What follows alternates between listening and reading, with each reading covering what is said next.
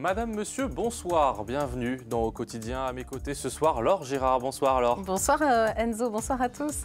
Dans l'actu, le Parti socialiste vent debout contre les perspectives d'austérité avancées par le gouvernement pour réduire la dette de l'État. Oui, 10 milliards d'euros devront être trouvés en 2024 d'après le gouvernement. Nous recevons la première secrétaire fédérale en Sarthe, Christine Tafforo-Hardy, pour en parler.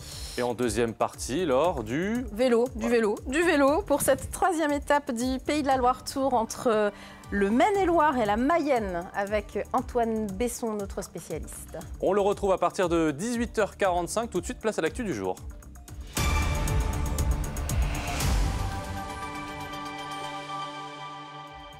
Au sommaire de ce jeudi 4 avril, les Manceaux ont eu la parole. Jusqu'à ce soir, date de fin de l'enquête publique portant sur les 3 projets de bus Chronoligne au Mans. Nous avons rencontré quelques contributeurs lors de ce dernier jour. L'occasion pour la municipalité de communiquer sur la nature en ville dans le cadre d'une exposition et de projets culturels. Et puis direction Le Mans Université où se tenait un salon de l'alternance, une formule toujours prisée par les étudiants pour apprendre un métier, vous le verrez. L'enquête publique sur les chronolignes, c'est donc fini. L'ultime après-midi de permanence à la mairie du Mans avait lieu ce jeudi. Lors de cette dernière journée, beaucoup de personnes sont venues faire part de leurs observations et leurs doléances au commissaire enquêteur au sujet de ce projet qui doit transformer en profondeur plusieurs secteurs du Mans. Anthony Piton. C'est la fin de 3 ans de concertation. Dernier jour pour l'enquête publique sur les chronolignes. En un mois, ce sont près de 300 observations qui ont été déposées. Parmi les contributions, l'écologie est au premier rang, avec de nombreuses remarques concernant l'abattage des arbres de l'avenue Bollé. Autre doléance, la place de la voiture en ville. Les commerçants s'inquiètent d'un problème de stationnement. Actuellement sur le plan, j'ai plus qu'une seule place de parking. Donc mon souhait c'est avoir une place minute et une place handicapée parce que j'ai une patientèle qui nécessite cette place handicapée pour venir me voir et avoir leurs soins. Nous, avec nos commerces, notre voisin le boucher et nous, on veut garder une place de livraison. On aimerait garder une place de livraison.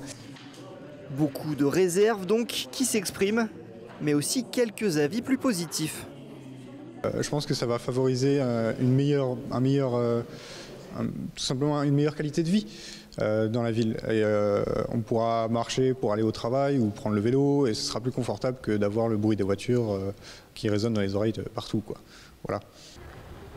Les élus de la ville du Mans attendent maintenant les conclusions des commissaires enquêteurs. 3 mentions peuvent être admises, favorables, favorables avec réserve ou défavorables. Le rapport est attendu pour le début du mois de mai.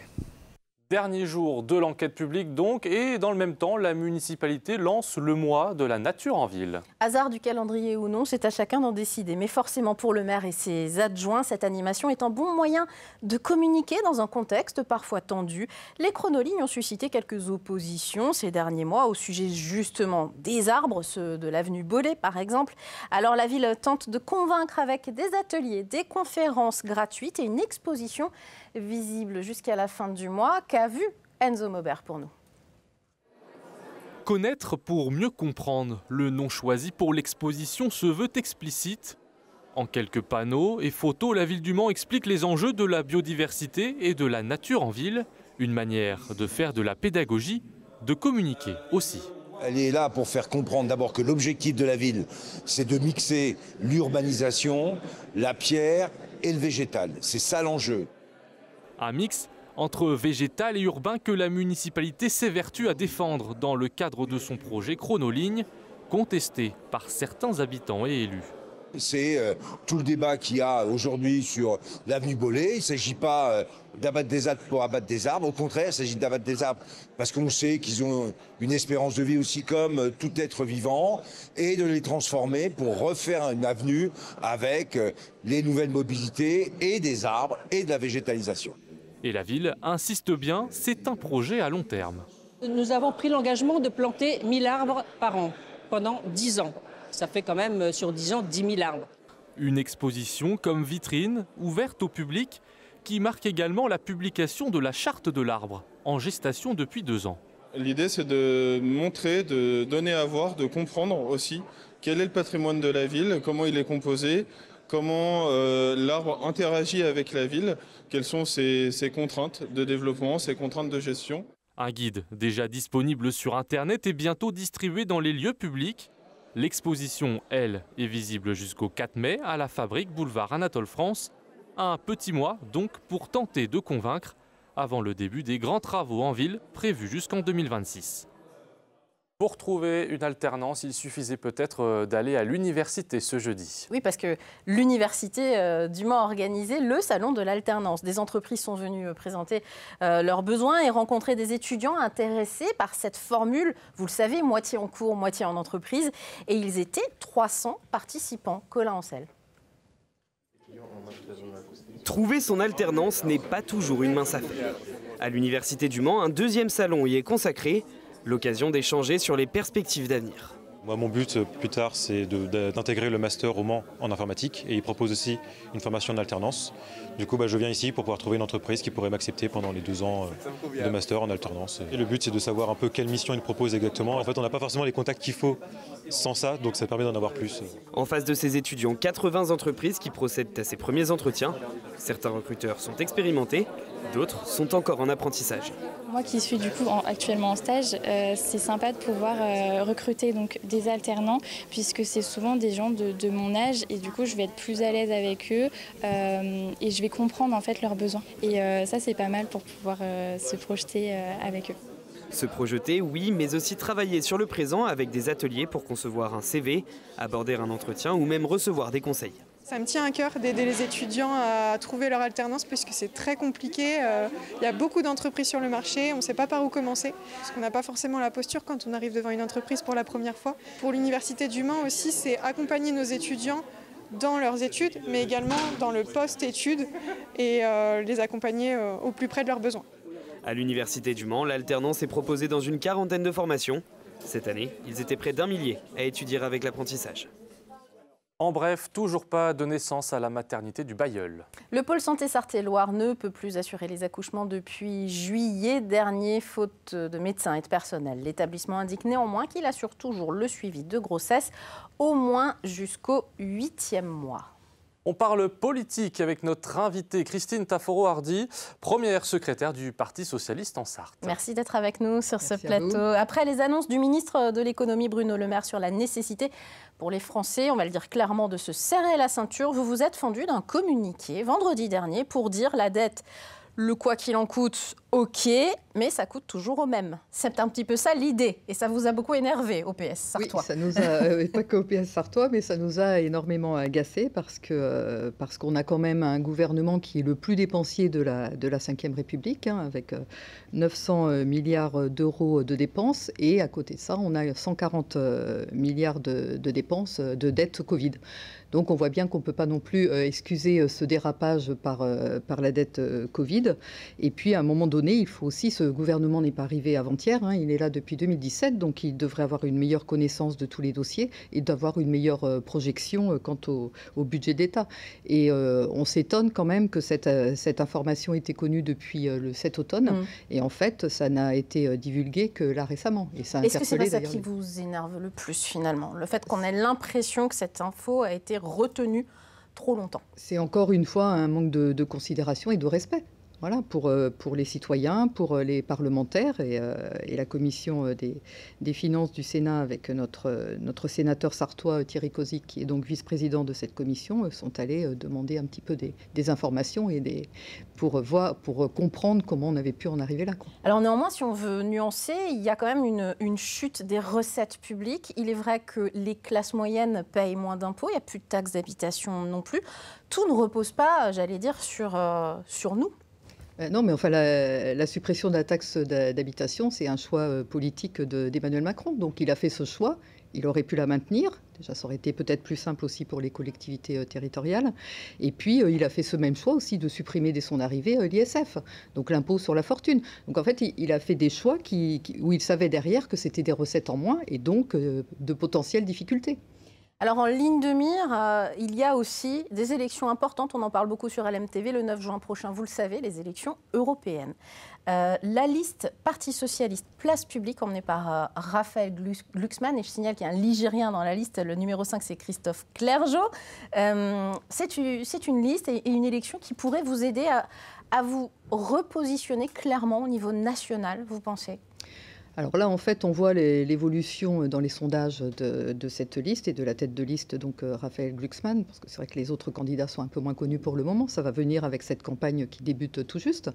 Mais c'est ce que nous, on pressentait depuis très longtemps. Et c'est d'ailleurs notre ligne au niveau de la fédération du Parti socialiste de la Sarthe, où nous, on s'était opposés à la NUPES et on n'avait pas du tout intégré cet accord entre le Parti socialiste et LFI. Et puis, bon, il y avait les Verts également, mais c'était quand même avec une forte pression. Donc c'est une bonne chose pour vous, ça va dans le bon sens On voit avec l'évolution dans les sondages qu'il y a une attente. Voilà, il y a ceux qui sondage, les intentions de vote. Mais avec un résultat qui augmente aussi, donc on peut espérer arriver au moins deuxième. Alors un mot quand même, vous disiez en septembre à mon micro, lors de la rentrée, qu'on vivait dans les fédés en général, en Sarthe, mais pas qu'ailleurs, un moment flou, car les socialistes attendaient de savoir si le parti allait faire alliance avec les Insoumis pour prendre leur carte. Aujourd'hui, est-ce qu'avec une ligne plus claire, avec des intentions plus claires, avec la perspective des européennes, vous sentez qu'il y a un élan au sein du Parti socialiste ? Oui, il y a un élan, il y a encore des attentes, bien entendu, mais il y a un élan qui est là et on l'a vu avec les nouvelles adhésions, parce que ces personnes, on les a... temps, vous avez une idée ? Là, on doit être à 15 à peu près, enfin quelque chose comme ça. Chaque année, c'est à peu près le même nombre, une dizaine, quinzaine, enfin, depuis le moment où nous, on a exprimé clairement notre positionnement et le fait qu'on n'était pas du tout sur la ligne de la NUPES. Et ces nouvelles adhésions, en fait, moi, je les reçois à peu près tous, ces nouveaux adhérents et nouvelles adhérentes. Et en fait, ils tiennent le même discours. Voilà, ils se reconnaissent dans ce que l'on porte, nous, au niveau sartois. Et donc, ils ont souhaité apporter leur soutien en adhérant au parti. La liste, on l'a dit, de Raphaël Glucksmann, les sondages donnent à peu près 13% d'intention de vote. Largement derrière le RN, qui creuse l'écart aujourd'hui dans les intentions de vote. Ce ne sont que des sondages. Mais ça aussi, c'est quelque chose qui vous inquiète et vous vous en êtes exprimé, et notamment sur les marchés. Vous commencez à tracter sur ce sujet précisément. On va peut-être voir les images de tracts à l'image. Voilà, en fait, là, vous faites l'anti-RN, on va dire. Alors en fait, on était tous conscients, parce qu'on le voit bien, et d'autant plus pour ceux qui s'intéressent pleinement à la politique, on voyait bien cette évolution du Rassemblement national notamment, et ces propos que j'entendais à la fédération, et le fait qu'on était toujours dans le constat. Et à un moment donné, j'ai dit, écoutez, il faut qu'on agisse, là, il faut qu'on fasse quelque chose. Donc j'ai mis en place un groupe de travail qui se nomme « Combattre l'extrême droite ». Et donc, ce flyer que vous montriez tout à l'heure, en fait, est le résultat du premier travail qui a été effectué par ce groupe. Et il a été validé par les instances. Donc, on a décidé d'aller sur les marchés à la rencontre des citoyens pour qu'ils comprennent, pour qu'on éclaire un petit peu ce qu'ils en perçoivent, ce qu'ils perçoivent du Rassemblement national, parce qu'on voit bien la duplicité entre les propos tenus publiquement et puis en fait les votes qu'ils font, que ce soit à l'Assemblée nationale ou au Parlement européen, avec déjà une peu de présence des députés Rassemblement national, et puis voter contre l'augmentation du SMIC, voter contre l'indexation des salaires sur l'inflation, voter contre tous les textes au niveau du Parlement européen sur l'égalité salariale femmes-hommes. Enfin, ça pose réellement question. Et ça, en fait, ils disent qu'ils portent la parole des plus démunis, qu'ils sont attentifs et que c'est leur préoccupation. Et quand on regarde leur vote, en fait, on voit que c'est tout à fait... il y a un grand écart entre les uns et les autres. On va vous voir donc sur les marchés prochainement pour tracter. Nous avons déjà commencé. La campagne, en tout cas, est lancée pour les européennes. Et je rappelle que c'est le 9 juin prochain. À vos billets de vote, comme on dit. Merci Christine Tafourad-Hardy d'être venue sur notre plateau. Ce vendredi, Laure, ça ne vous a pas échappé, c'est la dernière étape du Région Pays de la Loire Tour et elle se termine en Sarthe, au Mans, et donc ça va entraîner des difficultés de circulation. Ah oui, de 13h à 18h, de nombreuses rues seront fermées. Les voitures et les transports en commun, mais aussi les passages de piétons sont interdits sur l'ensemble du tracé du parcours, à commencer par une grande partie de l'avenue Bollé, entrée du circuit final. Les coureurs montent ensuite la mythique côte de Gazonfier, ils rejoignent la vallée Saint-Blaise, descendent la rue de l'Éventail, puis passent dans le centre-ville du Mans, rue Prémartine, boulevard du Général Négrier. On descend le tunnel, le quai Louis-Blanc, ensuite ils remontent place de l'Éperon et aux Jacobins, et ça repart ensuite car les coureurs font la boucle 5 fois en tout, sachez-le, avant la ligne d'arrivée. Fin des hostilités prévues à 18h, même si l'année dernière la course était terminée une bonne heure avant, mais le temps de remettre les trophées aux vainqueurs et de disperser la foule, il faudra quand même prendre votre mal en patience. Les trams ligne 2 ne circulent pas entre 13h et 20h. 15 lignes de bus sont déviées. Enfin, le stationnement des voitures est interdit tout au long du parcours. Bon, profitez de la course, voilà, c'est tout ce qu'on a à dire. Exactement. Alors, et le Région Pays de la Loire Tour, on en parle dans quelques instants avec Antoine Besson, avec le résumé de cette troisième étape entre le Maine-et-Loire et la Mayenne. A tout de suite.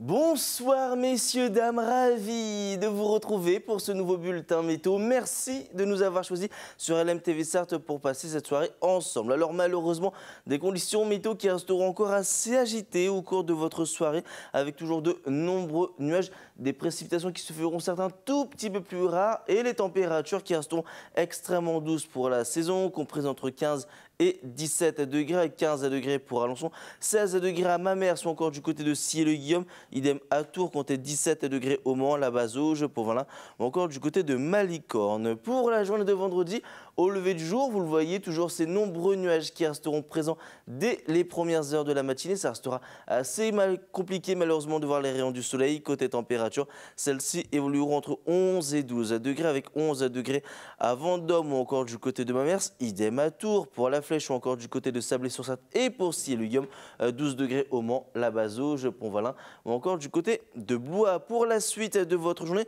on va retrouver un territoire coupé en deux avec de nombreux nuages. Plus au nord, quelques timides rayons de soleil, notamment sur la partie sud du territoire. Et les températures qui, vous le voyez, vont commencer à grimper. Et c'est que le début, avant un petit avant-goût de l'été. Vous allez voir, les températures vont bien grimper. On repassera largement au-dessus des normales de saison. Je vous laisse d'ailleurs regarder la carte pour ce samedi, avec un mercure qui pourrait atteindre les 24 à 25 degrés.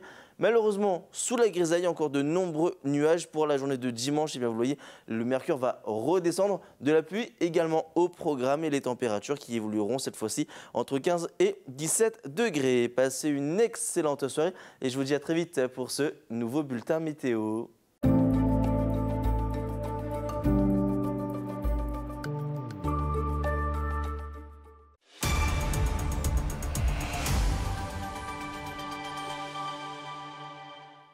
Dans un instant, on revient sur la troisième étape du Région Pays de la Loire Tour, mais avant ça, on fait un point rapide sur la qualité de l'air. Regardez la carte qui s'affiche à l'écran. Ce jeudi, les conditions atmosphériques, toujours instables, ont maintenu les polluants à de faibles niveaux, excepté pour l'ozone qui se maintient à un certain niveau. Et justement, une augmentation de ces concentrations en ozone sont prévues pour les prochains jours avec un indice toujours moyen. Allez, tout de suite, on prend la route du Région Pays de la Loire Tour.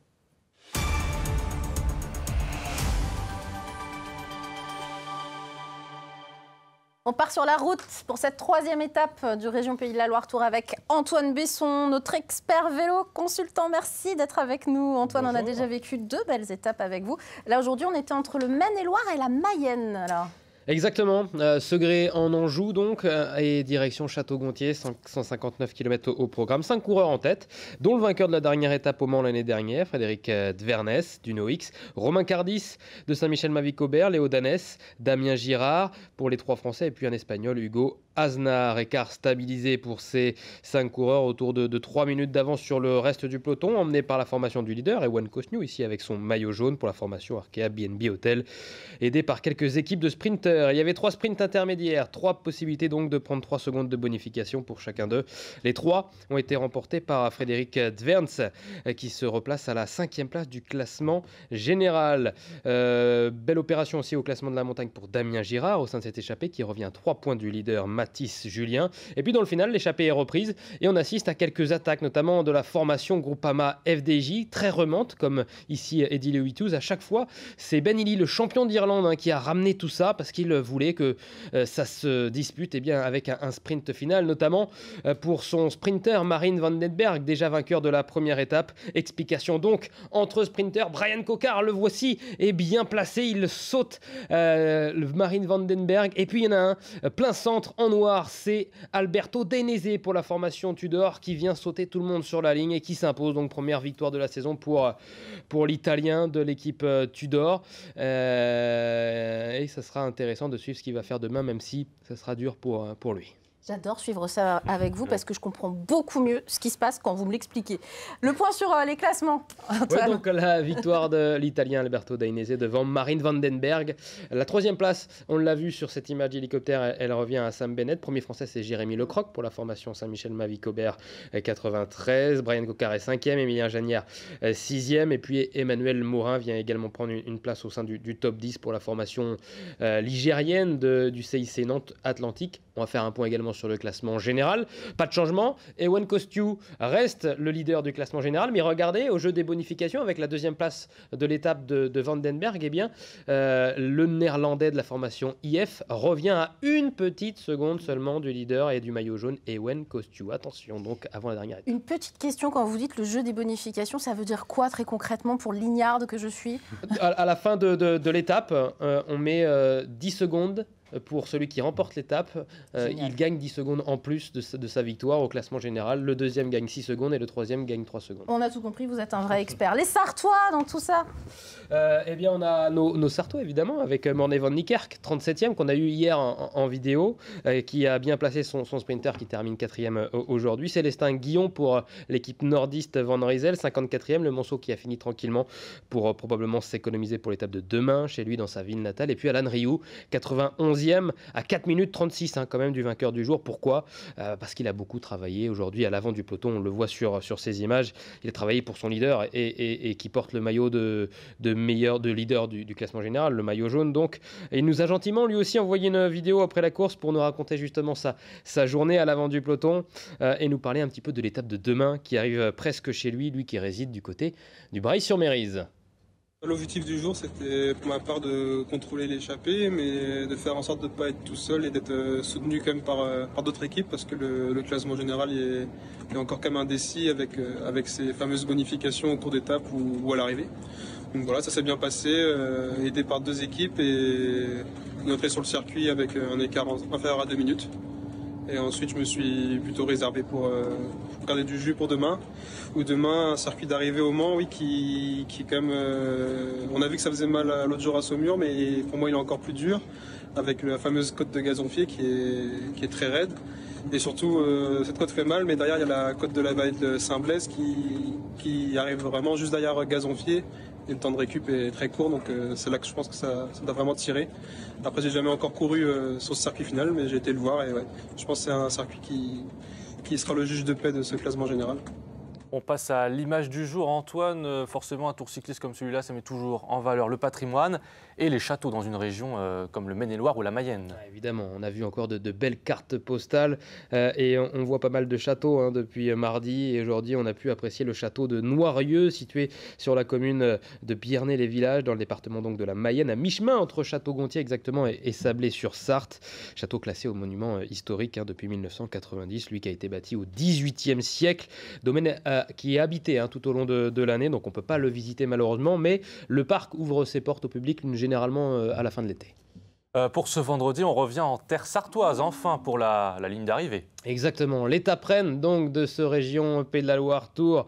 On ne dit pas ça parce qu'elle se déroule en Sarthe, hein, évidemment. C'est tout simplement la plus dure, 175 km entre Marolles-les-Braud dans le nord de la Sarthe et Le Mans. On fera un joli zigzag où les coureurs passeront notamment par Vivouin, Ballon-Saint-Marc, Bonnétable, Sillé-Philippe. On descendra ensuite vers Neuville, puis direction Champagné, Changé, avant d'arriver donc au Mans vers 14h45, 15h et d'entrer sur ce circuit final par l'insurmontable, la prestigieuse, la mythique côte de Gazonfier.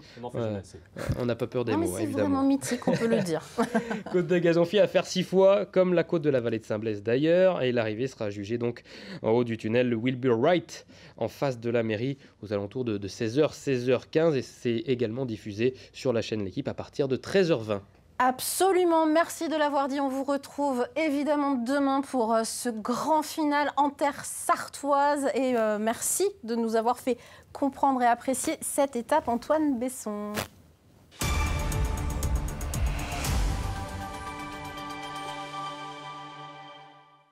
Allez, dans un instant sur LM TV Sarthe, vous retrouvez Chloé Bergerat pour Culturel. Et puis quant à nous, on se retrouve ce vendredi à 18h30 pour l'info. Et donc, vous l'avez dit, l'heure aussi pour cette grande dernière étape du région Pays de la Loire Tour. Restez avec nous. Bonne soirée et à demain. Bye bye.